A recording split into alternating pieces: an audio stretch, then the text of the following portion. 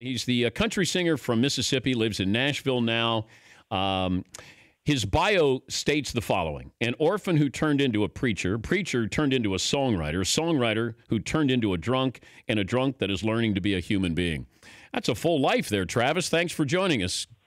Good to be here. It was, I'm still scrambling. My phone started blowing up. A friend of mine, Drew Kennedy, who's an artist in Texas, said, you're on the Dan Patrick Show. And so I started, I'm trying to wake up. Anyway, so I guess you could add a human trying to wake up to the conversation now. I was listening to Underdog, and the person who turned me on to you was Jake Owen. I saw Jake at Pebble Beach, and he was talking about, he wanted to know what kind of music I listened to, and I said, I'm listening to everything. I've been getting into country a lot more. And he goes, I got somebody for you. And he mentioned you.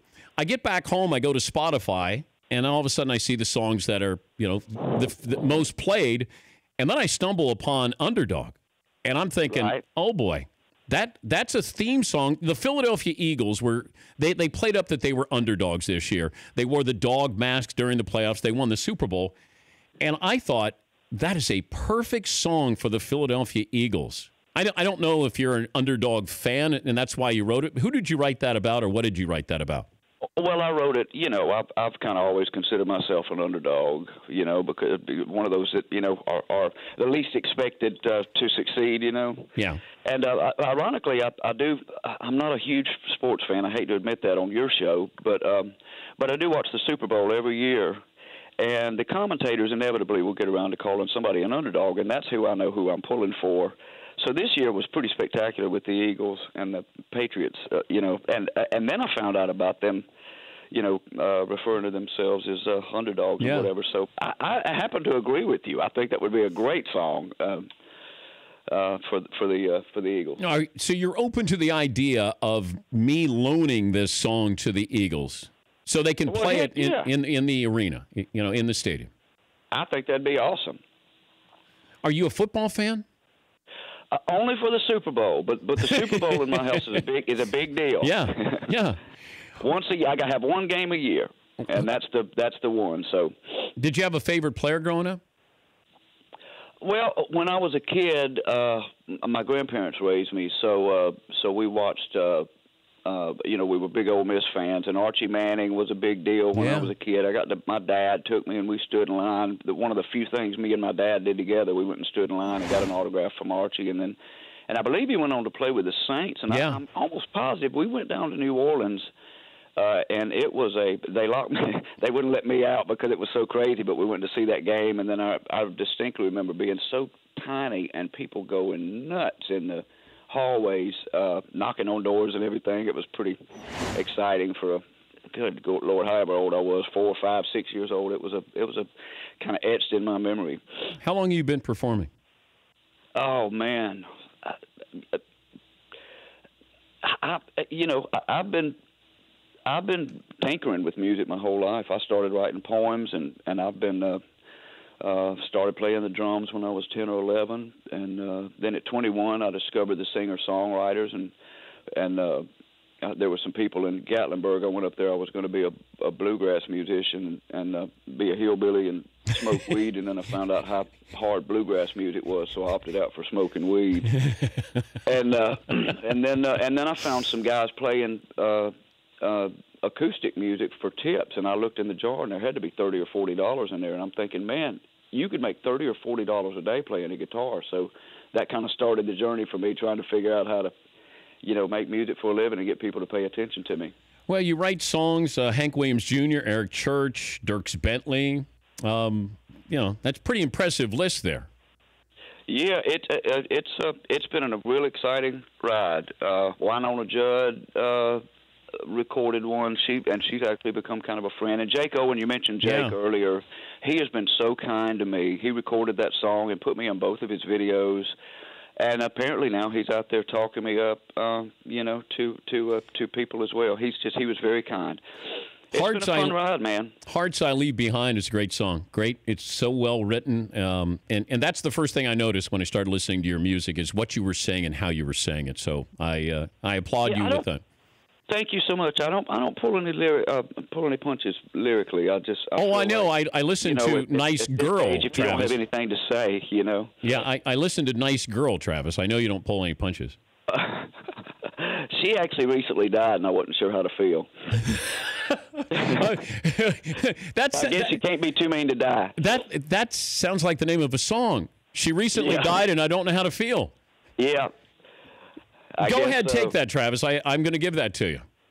All right, that sounds good. If it turns into something pretty powerful, I'll take you to lunch one day. Okay, and here's the other one. I got a song title for you. I'm good at song titles. I'm not good at anything else. Okay. You can't spell blame without me. That's actually pretty good. You can take it, Travis. You can take it. All right. You do all the work. All right. I'll do all the work and call you and tell you how good we did. All right. Do you get to the Northeast at all? I know you're performing in Nashville here coming up in March, but do you come up towards New York, Connecticut, New Jersey? I think the Bluebird Cafe has just worked out some kind of a deal in New York where they'll be, because they have the Bluebird on the mountain, and I think they're doing a songwriter showcase up in New York, and I think I'll be coming up there. I don't remember when, but I will be coming up that way. All right, then your people have to let my people know, because I'd love to be able to see you in person and say hello. I would love that. Right. I will make sure that happens. And I want to let people hear it again. Now, once you get to the chorus here, that's where it really sells me. You know, there's a little bit of Queen, "We Will Rock You." Right. Did you factor that in? I did. I actually that was kind of an on purpose, because you mentioned some of my earlier records. My first record was me getting out of rehab and documenting it, because I was just in a real bad place, and so one of my counselors suggested that I make a record, that I keep a journal, and I made a record instead. And so all of these songs started off kind of a dark, man digging out of a hole kind of music, and I've grown as a human, and those struggles are not as big as they used to be, and so I'm happier.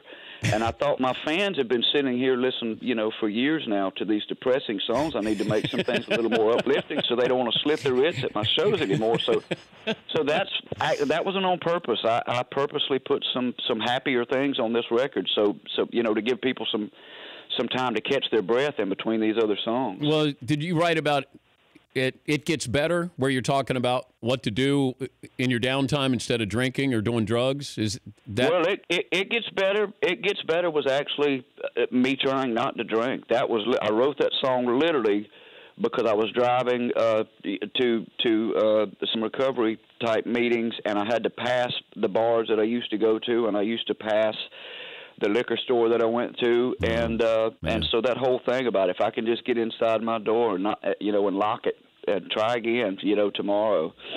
That was a rough time, man. And is killing Uncle Buzzy, is that killing the buzz? That was my alter ego. It was he was really fun for about the first 10 minutes of the party, and then he's then he wasn't fun anymore, and he wound up getting naked and going to jail, and he's just wasn't fun anymore. Wait, getting naked, going to jail is another song title. So, man, I'm just full of them this morning. I should get up this early every day. I'm sure in your dark days you didn't get up this early. You were just going to bed probably. Oh, yeah, no doubt. Uncle Buzzy. Yeah. All right. I want people to listen to it. Even if you're, and I hate saying it, but even if you're not a country fan, you'll just love what is said here and how it's said in the music, and something different for Travis Meadows. It's something upbeat. It's called "We Are the Underdogs." And Travis, thanks for joining us. We'll play the song, and hopefully we'll get a chance to cross paths. Sounds great. And when I'm up that way, I'll definitely let your people know. Thank you. For more Dan Patrick Show, tune to Audience Channel 239 on DirecTV or download the Dan Patrick Show app.